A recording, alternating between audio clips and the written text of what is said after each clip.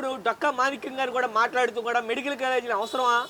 చాలా ఉన్నాయి, ఇక ప్రైవేట్ హాస్పిటల్ ఉన్నాయి, ప్రైవేట్ కాలేజీలు ఉన్నాయి అని చెప్పి అంటున్నారేంటి? దేనివల్ల అంటావు అసలు? ఎందుకని ఆ అమ్మ మాట్లాడాలి? మీ అందరికీ దేశాలంటే తిరుగుతారు అందరు. అసలు హాస్పిటల్ అన్నీ వాళ్ళయే.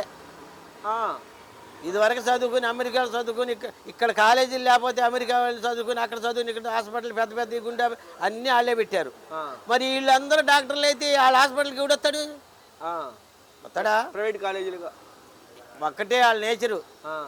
మొత్తం మా హ్యాండింగ్స్లోనే ఉండాలి.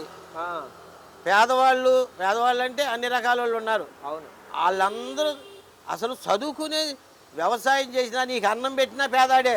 నువ్వు పాలు పితికొస్తే కాఫీ ఇస్తే తాగేవాడు. నువ్వు డబ్బుతోనూ అహంకారంతోనూ పెద్ద పెద్ద హాస్పిటల్ కట్టి మరి మరి వీళ్ళందరూ డాక్టర్లు అయితే వాడు హాస్పిటల్కి కూడా వస్తాడు. వీళ్ళు కూడా చిన్న వడ్డీ తీసుకుని హాస్పిటల్ పెట్టుకుంటారనుకో. పైగా వీళ్ళు డిగ్రీలు వచ్చినాయి కానీ హార్ట్ ఆపరేషన్లు చేయలేరు. వీళ్ళకి బాగా పేదవాడు కష్టపడి చదువుకుని హార్ట్ హాస్పిటల్ చేసేవాడికి పిలిచి ఆడితో హాస్పిటల్లో ఆపరేషన్ చేయించుకుని ఆడికి ఏదో 1 లక్షలు 2 లక్షలు 3 లక్షలు ఇస్తాడు. వీడు 10 లక్షలు వేసుకుంటాడు.